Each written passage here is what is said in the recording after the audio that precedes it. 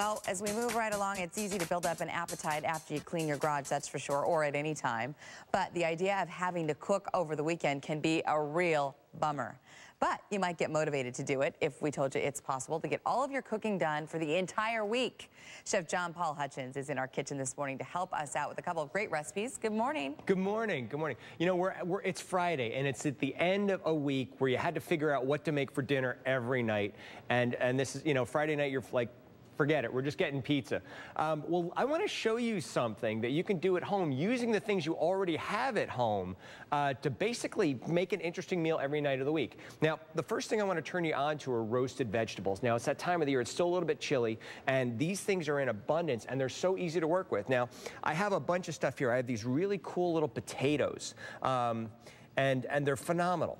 All I'm going to do is cut these into little chunks, all right? Nice nugget-sized chunks. I found some beets, some baby beets. If you're afraid of beets, you probably grew up on the canned ones or the ones that were boiled and they just kind of tasted like dirt. Well, when you roast them, they come out like candy. So you peel them just like a carrot, and we're going to put them in our saute pan or our roasting pan. And over here, I have some beautiful asparagus, which is actually pretty cheap right now, but it roasts very well. Then here I have parsnips. Now, I have baby carrots and I have parsnips, and you notice that they look similar. Well, this is one of those vegetables you walk by all the time in the supermarket and you stare and you're like, well, you know, maybe, no, I'm going to put that back. It's real simple to use. It doesn't eat like a carrot. It's a little starchier and it has to be cooked. Well, when you boil them, it tastes kind of bland, like nothing, all right? A lot of people will mix them into potatoes. When you peel it like a carrot and cut it into chunks, okay, and roast it with a little bit of oil, it almost tastes like candy. It has so much sugar and so much sweetness in it. It really brings out the full spectrum of flavor in the parsnip. So I encourage you to try these as well. This also goes for turnips, rutabagas, all those vegetables that we used to eat as a kid that maybe we didn't care for. They're phenomenal when you roast them.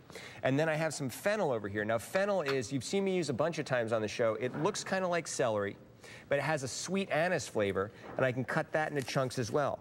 So all we're going to do is cut this up pretty chunky. Now, the idea is you want to put things in here that are about the same size so they roast at the same rate. So just nice, big, broad, chunky cuts of vegetable. Look at that. Beautiful. All right.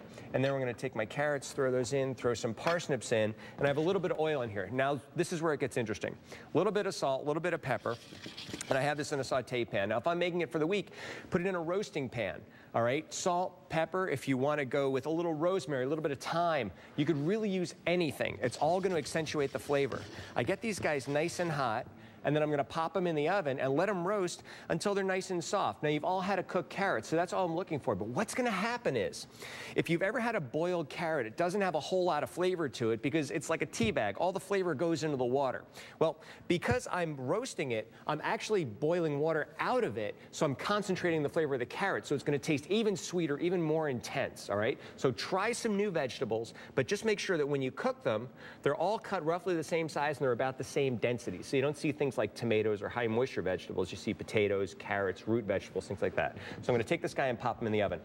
Now, part two. I have a food saver here, and a lot of us started getting these a couple of years back, and they're really neat. And most of us use them for the first couple of weeks and said, that's great, but you know what? It's just as easy to pop the stuff in the freezer. Well, let me show you a really cool technique that we're going to use today. I have my chicken breasts, so I go to the big box store, and I pick up that tray of like 30 chicken breasts, and I bring it home, and most of us throw them into Ziploc bags or something and then pop them into the freezer. Well, what I want you to do is use your food saver and then come up with a variety of different flavor combinations.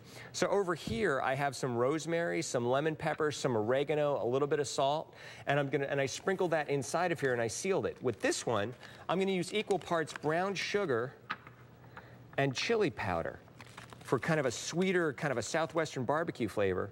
Put that in my bag, and then seal it. Now, this is something that I learned from the industry. I remember going on a tour of one of our purveyors, and they had this huge drum.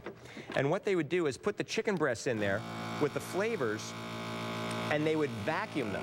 And what that would do is force the flavor into the chicken, which is pretty interesting. So instead of the flavor just being on top, it went all the way through the chicken.